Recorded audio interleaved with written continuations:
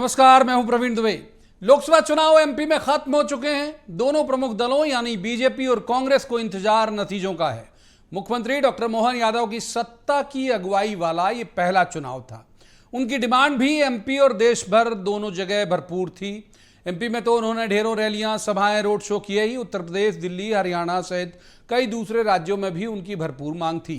कल भी वे चुनावी दौरे पर उत्तर प्रदेश जाएंगे। आज उन्हें थोड़ा वक्त मिला तो उन्होंने मंत्रालय में कई विभागों की बैठकें की और ये सिलसिला 5 जून तक बढ़ाने के निर्देश भी जारी हो गए।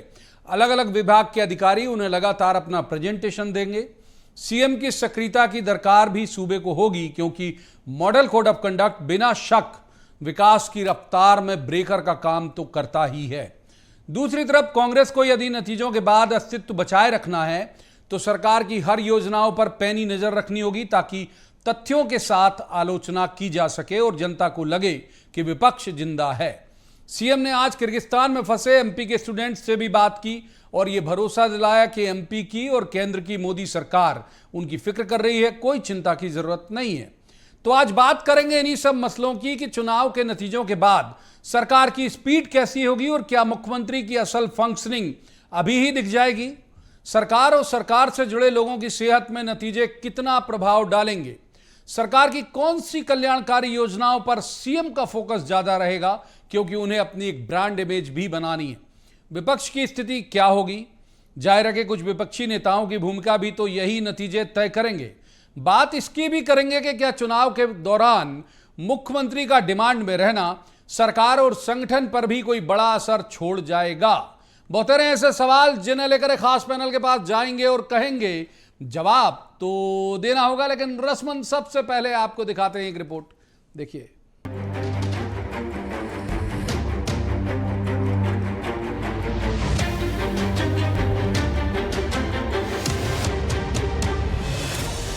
लोकसभा चुनाव में बीते कुछ महीने से लगातार व्यस्त रहने के बाद मुख्यमंत्री डॉक्टर मोहन यादव ने अब एमपी सरकार की उन योजनाओं पर फोकस शुरू कर दिया जो पब्लिक से सीधे वाबस्ता है। चुनाव के लिए एमपी में तो उन्होंने धुआंधार रैलियां, सभाएं और रोड शो किए ही। दिल्ली, बिहार, उत्तर प्रदेश सहित दूसरे राज्यों में भी वो तगड़े डिमांड में बने रहे। हालांकि कल भी वो उत्तर प्रदेश के चुनावी दौरे पर जा रहे हैं, लेकिन आज का वक्त मिला तो मंत्रालय में कई विभागों की बैठक उन्होंने की। मुख्यमंत्री डॉक्टर यादव ने किर्गिस्तान में रह रहे मध्य प्रदेश के विद्यार्थियों से फोन पर बात की। उन्हें भरोसा दिलाया कि मोदी सरकार उनकी चिंता कर रही है। विद्यार्थियों ने उन्हें बताया कि सभी हॉस्टल में हैं और अभी तक तो उन्हें वहां कोई परेशानी नहीं है। सीएम ने बच्चों से कहा कि परीक्षा के बाद 2.5 महीने का अवकाश रहेगा, तब उन्हें घर बुलवा लेंगे। इसके अलावा आने वाली 5 जून तक मुख्यमंत्री लगातार विभिन्न विभागों की समीक्षा करेंगे। अधिकारियों को इस संबंध में पूरी तरह से अपडेट रहने को भी कहा गया है। डॉक्टर मोहन यादव जी मुख्यमंत्री के नाते लगातार प्रशासन को गति देने का काम कर रहे हैं।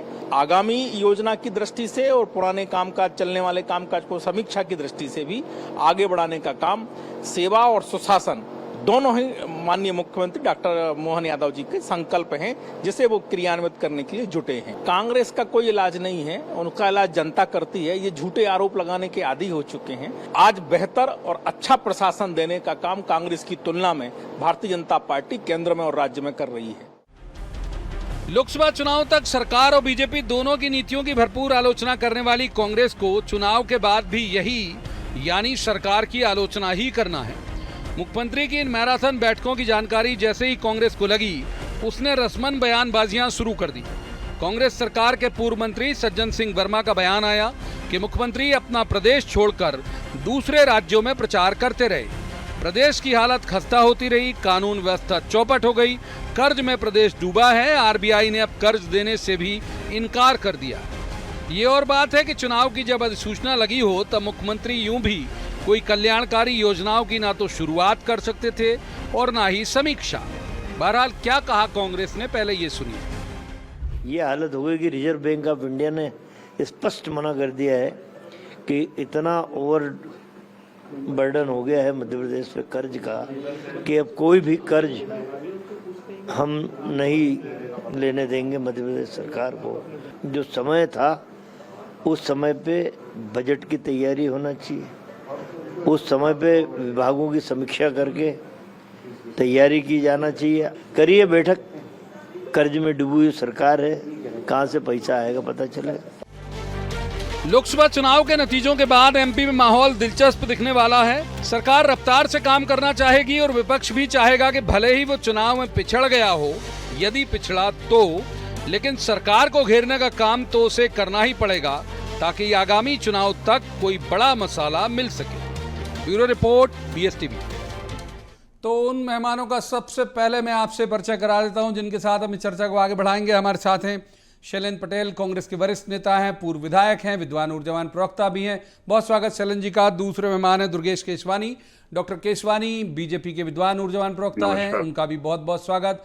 और तीसरे मेहमान बहुत वरिष्ठ पत्रकार हैं, बहुत अच्छे राजनीतिक विश्लेषक हैं, रमेश शर्मा जी। शर्मा जी का भी बहुत बहुत स्वागत है। शुरुआत करते हैं डॉक्टर केशवानी से। डॉक्टर केशवानी, मुख्यमंत्री जी दूसरे राज्यों के चुनाव में व्यस्त रहे और यहाँ प्रदेश की जो हालत है वो बहुत खराब होती गई, ऐसा मानना है कांग्रेस का।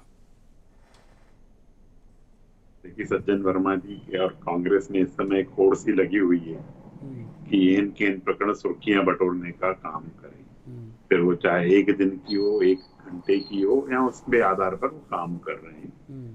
सज्जन वर्मा जी को यह भी जानना चाहिए कि हम सोशल जस्टिस को लेके आगे बढ़ रहे हैं, जन कल्याण को लेकर आगे बढ़ने वाले लोग हैं। हम आईफा और आईटा के पक्षधर नहीं। जो आईफा और आईटा अवार्ड कराना चाहते थे, जो कर्जे से लेकर भ्रष्टाचार करना चाहते थे, वो कांग्रेस की सरकार है। हम जन कल्याण के काम करते हैं और सज्जन वर्मा जी को यह भी जानना चाहिए कि ये एक सतत प्रक्रिया है।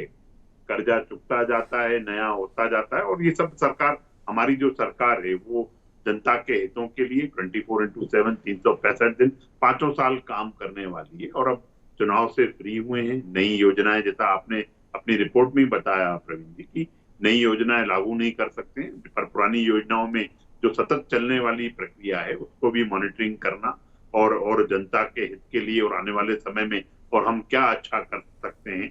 गर्मी का समय है, पानी की समुचित व्यवस्था, कहाँ कहीं पानी की कहीं कोई दिक्कत है, किल्लत है, उन सब चीजों को देखना वो सरकार का काम है। और हम सतत अधिकारियों के साथ बैठ के मॉनिटरिंग करने का काम करते हैं। हम आईफा और आईटा अवार्ड में व्यस्त नहीं रहना चाहते। हम संकल्पित है प्रदेश की जनता के हितों का काम करने के लिए।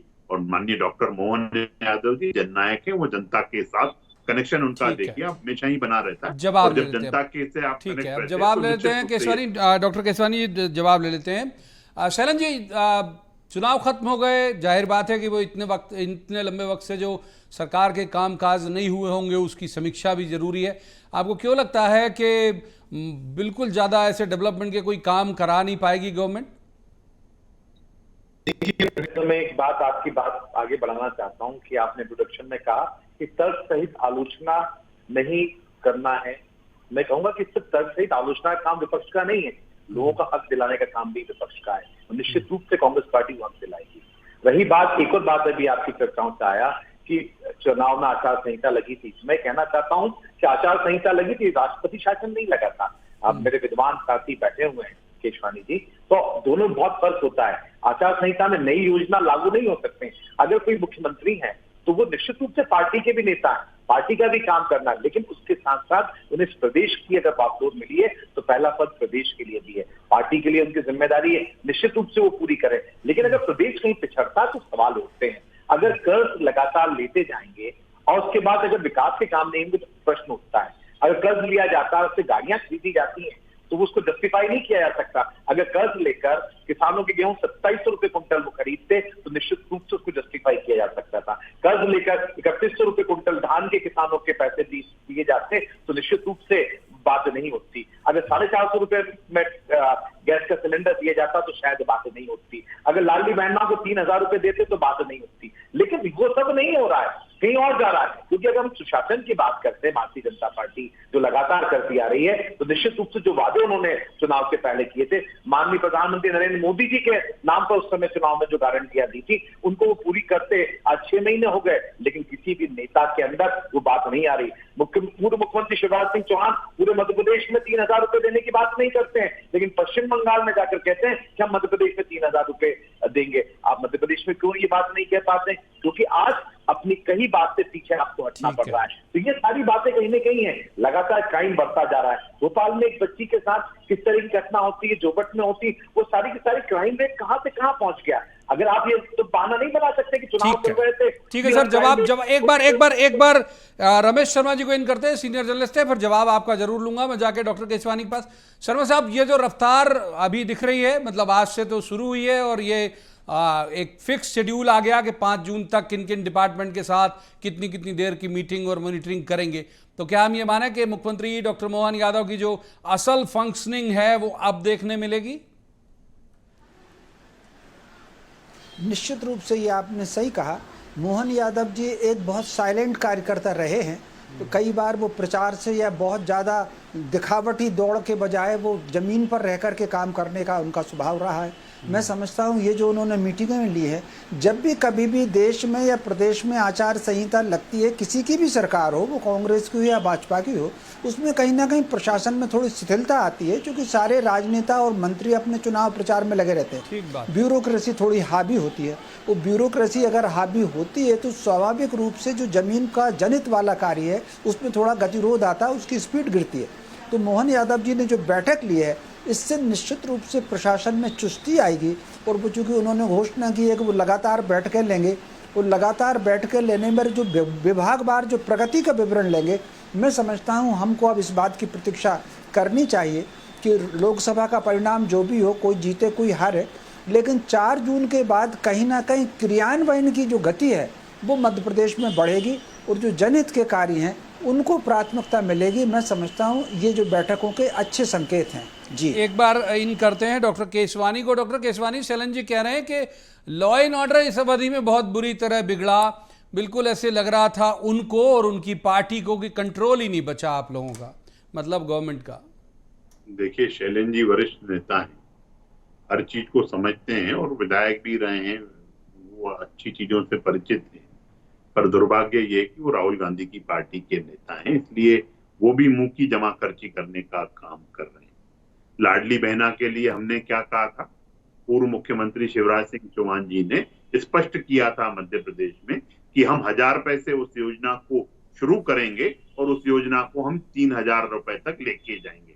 उन्होंने ये भी कहा था कि हम 1000 देंगे, 1250 देंगे, 1500 देंगे, 1750 देंगे, 2000 देंगे, 2250 देंगे, 2500 देंगे, 2750 देंगे और उसको बढ़ाकर हम 3000 रुपए तक करेंगे। हमने उसको बढ़ाने का काम क्रम से चालू कर दिया। 1250 रुपए लाडली बहनाओं के खाते में जा रहे हैं। और रही बात ये जो चुनाव खर्चे की बात कर रहे हैं, आपको अगर लगता है शैलेंद्र जी, आप स्टडी करने वाले नेता हैं, पढ़ने लिखने वाले नेता हैं, आप करिए। आपको कहीं पे भ्रष्टाचार दिख रहा है, कहीं पे कुछ दिक्कत दिख रही है, तो उसके लिए अदालतें खुली हैं। आप तथ्य लेके जाइए, एविडेंस लेके जाइए और उनको साक्ष्य को प्रस्तुत करिए, जिससे जनता भी अच्छा माने उसको और कार्रवाई भी हो सके आपके जो आप आरोप लगाने का काम करते हो। पर आप मुंह की जमा खर्ची करने का काम करते रहेंगे और यही मुंह की जमा खर्ची आपको चैनलों पे जो जनता सुन रही है वो भी विश्वास नहीं खो बैठे, क्योंकि आरोप लगाना ही इतनी शीरी नहीं होता है, उसको सिद्ध करने का भी काम करना पड़ता है।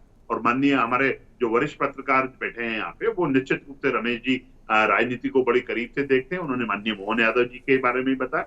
हम जनता की चिंता करने के लिए 8.5 करोड़ जनता की चिंता करना हमारा काम है। हम जनता के हितों के लिए, उनके लिए 24/7 मुस्तैद रहने वाले लोग हैं। कोई भी अपने, आज ही देखिए आपने कैसे कजाकिस्तान में माननीय मोहन जी ने वहां पे फंसे बच्चों से बात की, उनसे हालचाल जाना।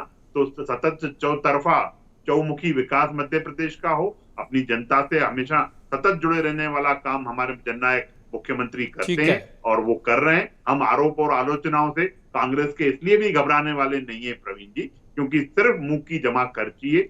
आप अगर कहीं पे भी आपको इस तरह का काम लगता है, जब आप अगर अभी कुछ तकनीकी दिक्कत के कारण शायद शैलन जी तक मेरी आवाज नहीं पहुंची, यदि अभी पहुंच रही हो शैलन जी, सुन पा रहे हैं आप मुझे?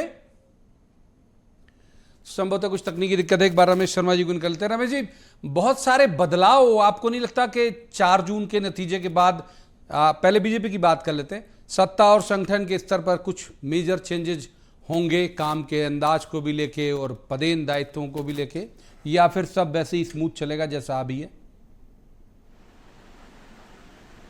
देखिए, मोटे तौर पर ये तो चूंकि कहा गया था कि जिन मंत्रियों के निर्वाचन क्षेत्र में मतदान का प्रतिशत गिरेगा तो उनके बारे में पुनर्विचार होगा। तो लगभग 8 मंत्री ऐसे हैं कि जिनके निर्वाचन क्षेत्र में मतदान का प्रतिशत गिरा। हो सकता है कि उसमें से कुछ बात हो, लेकिन एक बात समझ लीजिए, बहुत ज़्यादा फेरबदल की मुझे संगठन की दृष्टि से या राजनीतिक दृष्टि से बहुत ज़्यादा फेरबदल की गुंजाइश नहीं दिखती। थोड़ा बहुत फेरबदल होगा, लेकिन प्रशासनिक दृष्टि से फेरबदल की ज़्यादा गुंजाइश दिख रही है कि कहीं ना कहीं योग और चुस्त अफसर जो हैं मैदान में वो पदस्थ किए जाएंगे, ताकि कहीं ना कहीं ये जो लाइन आर्डर की 2-3 चीज़ों की जो आ रही है खबरें, एक तो लाइन आर्डर की खबरें बहुत आ रही हैं कि बिगड़ रहा है, दूसरा कहीं ना कहीं कदाचार की खबरें बहुत ज़्यादा आ रही हैं। तो मुझे जो लग रहा है कि प्रशासनिक स्तर पर फेरबदल जरूर होगी और बहुत संभव है कि अपेक्षाकृत युवा और नए अधिकारियों की पदस्थापना हो सकती है। इसके साथ संगठन में भी ये हो सकता है कि कुछ बढ़ा करके कुछ नए काम उसमें आरंभ करें। कहीं ना कहीं ये जो चर्चाएं जो आ रही हैं, सुनने में आ रही हैं कि कहीं ना कहीं संगठन कोई ऐसी टोली भी बना सकता है जो टोली जनता के बीच में जाकर के ये पता करे कि जो सरकार की योजनाएं हैं, सरकार की योजनाएं पहुंच रही हैं कि नहीं पहुंच रही हैं, बीच में कहीं रुक रही हैं, या निचले स्तर पर जाकर के उनका क्रियान्वयन धीमा तो नहीं हो रहा, ऐसी चर्चा है। तो ये जो संगठनात्मक दृष्टि से भाजपा कुछ ऐसी टोली बना सकती है, जिस तरीके से उन्होंने, अगर आपको याद हो प्रवीण जी, पिछले दिनों एक टीम गठित की थी कि मोदी जी ने जो योजनाएं लागू की हैं वो योजनाओं को हितग्राही कौन कौन है। तो कहने के लिए तो वो कहा गया था कि हितग्राही है, लेकिन उसका असली उद्देश्य वो था कि क्या वो योजनाएं जनता तक पहुंची हैं क्या। कई वक्त कहा कुछ जाता है, उसका उद्देश्य अलग होता है। तो वो योजनाएं जनता तक पहुंची हैं क्या, इस केवल घोषणा से ये क्रॉस चेक करने का चेक राज्य की योजनाओं का मध्य प्रदेश सरकार कर सकती है, इसकी बहुत प्रबल संभावना है। जी एक बार शैलन जी को जोड़ लेते हैं, शायद कुछ तकनीकी दिक्कत कारण वो उस समय सुन नहीं पाए। मैं मोटा मोटा तर्जुमा कर देता हूँ। शैलन जी, जो दुर्गेश जी ने कहा, केशवानी जी ने, वो कह रहे हैं कि आपको अगर कहीं से भ्रष्टाचार दिखता है तो सिर्फ आरोप लगाने के बजाय उसके फैक्ट इकट्ठा करिए। जो भी जिम्मेदार एजेंसियां हैं और कोर्ट है वहां जाइए, लेकिन आप लोग ऐसा करते नहीं हो, ऐसा दुर्गेश जी का कहना है, सिर्फ आरोप लगाते हैं। मैं सीधी सी बात कहना चाहता हूँ प्रवीण जी, सीबीआई के सामने जो केस नरसिंह घोटाले का लिखा है, कांग्रेस पार्टी के कार्यकर्ता लेकर है। आज ही एक नरसिंहपुर में आरटीओ और एनटीपीसी के अधिकारियों का बीच का एक वायरल हुआ है वीडियो। क्या भारतीय जनता पार्टी की सरकार उसका एक्सप्लेनेशन? मेरा ये कहने का मतलब है, अभी सबके चुनाव चल रहे थे, ढीला था, आज मुख्यमंत्री क्या एक्शन लेंगे जिसके ऊपर ढीला काम किया? अगर 3 महीने व्यस्त थे और अधिकारियों ने ढीला काम किया तो मुख्यमंत्री होने के नाते अब तो उनके ऊपर एक्शन लेने का अधिकार तो है। ऐसा तो नहीं होगा 3 महीने तक चुनाव चल रहा था और आप ढीला काम करेंगे और एक्शन देंगे। अगर जो एक्शन आप मोहन यादव देंगे तो समझ में आएगा निश्चित रूप से उन्होंने टक्कर कसने का काम किया है। आज मैं जो बात कहना चाह रहा हूँ, और कांग्रेस और बीजेपी नहीं है, प्रदेश तो आपका भी है, मेरा भी है, बेशक बेशक बेशक। लेकिन अगर प्रदेश की हालत बिगड़ेगी, चाहे क्राइम की बात हो, चाहे कर्ज की बात हो, तो हमको कहने में तो आएगा ना। आज बदहाली की बात, आज पीने के पानी की तकलीफ है पूरे प्रदेश में, क्या इंतजाम किया है? लाइटें गाँव में बराबर जा रही है। अभी थोड़ी देर पहले मैं जहाँ बैठा आपसे बात कर रहा था, वही की लाइट चली गई। ये सारी बातें, छोटी छोटी बातें। आज करप्शन की बात देखें, मध्य प्रदेश में किसी के ऑफिस में जाइए और आज आम आदमी से पूछिए, अगर बड़े करप्शन के उनका काम हो रहा हो, हर जगह की हालत हो रही है। आज बात यह है, सरकार में वो सवाल तो सरकार से किए जाएंगे ना। कोई भारतीय जनता पार्टी अगर सरकार में नहीं होती तो सवाल नहीं उठते। आज विपक्ष का काम है कि सरकार के सामने चीजें लेकर आना। बिल्कुल बिल्कुल बिल्कुल बिल्कुल ठीक कह रहे हैं आप, बेशक मैं सहमत हूं आपकी बात से। डॉक्टर केशवानी, ये कहना है शैलन जी का कि भाई इतनी सारी मुश्किलें अगर लोगों को होंगी और आप पावर में होगे तो हर मामले में तो कोर्ट जाया नहीं जा सकता। तो जाहिर बात है कि वो लोगों के संज्ञान, मतलब जिम्मेदारों के संज्ञान में लाने के लिए इस तरह की बातें की जाएंगी। और एक बात उन्होंने और कही कि ठीक है, भले ही चुनाव था लेकिन लॉ एंड ऑर्डर कंट्रोल करना भी गवर्नमेंट की जिम्मेदारी है। आपकी टिप्पणी? देखिए, मध्य प्रदेश शांति का टापू था, है और रहेगा प्रवीण जी। यहाँ पे किसी को भी कानून अपने हाथ में लेने की इजाजत नहीं है। कोई कितना ही बड़ा रसूखदार क्यों नहीं हो, कोई कितना ही बड़ा माफिया क्यों नहीं हो, कोई कितना ही बड़ा अपना रसूख रखने वाला इंसान हो, वो उसको बख्शा नहीं जाएगा। कानून, आप एक बात बताइए, जितनी भी ये क्राइम की बातें कर रहे हैं, कहीं एक बात बताइए कि हमारे कानून ने, हमारे जो अधिकारी कर्मचारी हैं, उन्होंने किसी चीज में लेट लतीफी करने का काम किया, उसको दर्ज नहीं करने का काम किया, उसको रोकने का काम नहीं किया?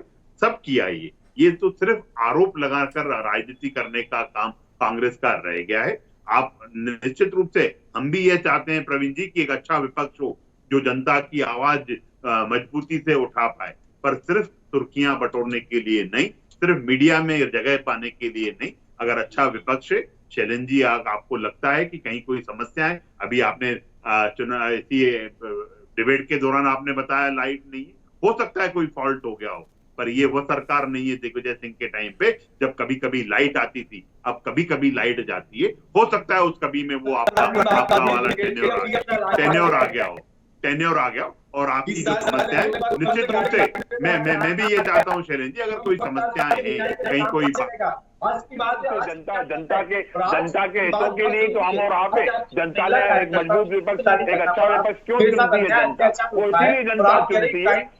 मेरे भैया मेरी बात आजान दीजिए, क्यों विचलित होना है इतना? मैं तो आराम से आप ही की बातों के जवाब दे रहा हूँ, मैं आप ही की बातों के जवाब दे रहा हूँ, पर आप उसमें भी मेरे को लगता है कि आपको धैर्य नहीं है, आप विचलित हो रहे हैं, आप तिल मिला रहे हैं, आप दिल बिला रहे हैं। आप ऐसा न करिए, आप ऐसा न करिए। हम आप ही की बातों का जवाब देने के लिए यहाँ पे, और हम निश्चित रूप से अगर कहीं कोई दिक्कत है, कहीं कोई परेशानी है, इसीलिए बैठकें की जाती हैं, इसीलिए समीक्षा की जाती है, इसीलिए चिंता की जाती है कि कहीं कोई दिक्कत तो नहीं है, कहीं शैलेंद्र पटेल जी के गांव में कहीं लाइट तो नहीं गई है। ये समीक्षा सब उन्हीं चीजों के लिए की जाती है। अच्छा, आज की बैठक इसी बात के लिए थी कि शैलेंद्र जी के गांव में। शैलेंद्र जी, मैं एक बार शर्मा साहब को इन कर लूं, बहुत देर से नहीं गया, आ ही रहा हूं, बस उसके तुरंत बाद आपके पास आऊंगा। शर्मा साहब, एक महत्वपूर्ण बात यह भी है सियासी तौर पर जिसे विस्तारित किया जाना जरूरी है, वो ये है कि जिस तरह से डिमांड में थे मुख्यमंत्री डॉक्टर मोहन यादव, न केवल यहाँ एमपी के अलग अलग लोकसभा सीट में, बल्कि बाहर के राज्यों में भी, आने वाले दिनों में उनकी क्या भूमिका आप देखते हैं सियासी तौर पर सीएम के अलावा?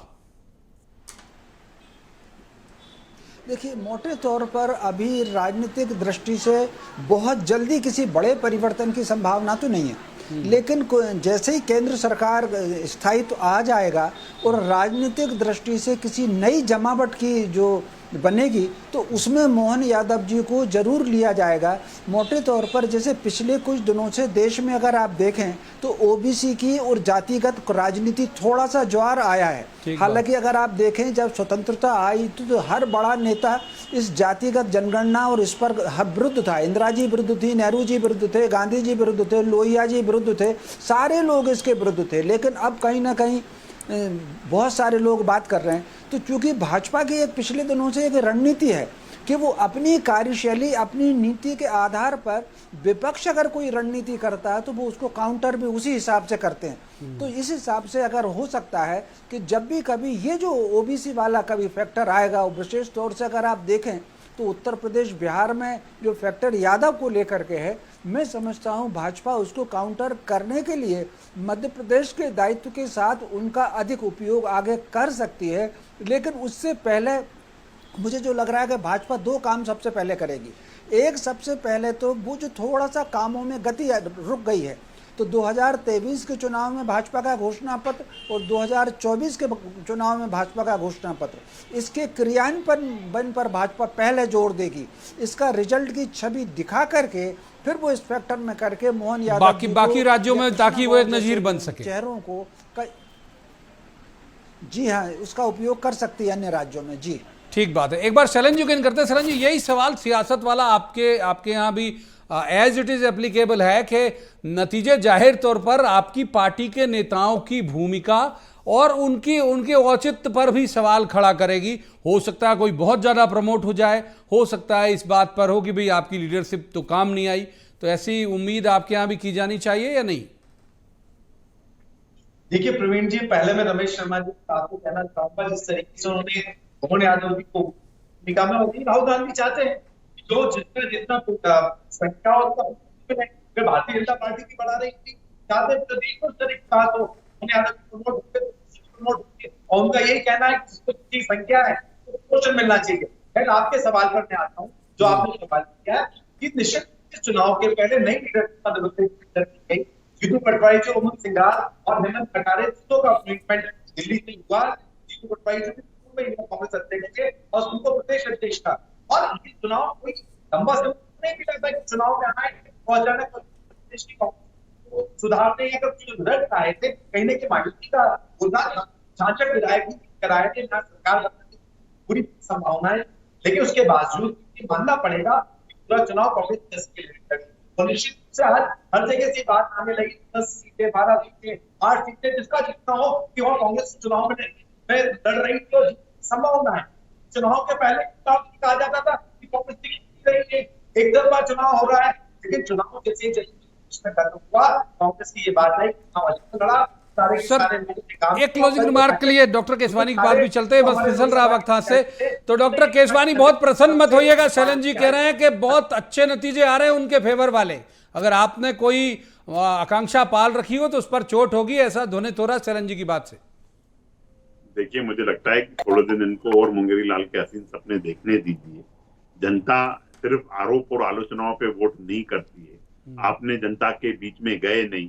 जब बोया पेड़ बबूल का तो आम की इच्छा न करें। इसीलिए मैं बार बार इस चीज को कहता हूँ, आप निश्चिंत रहिए।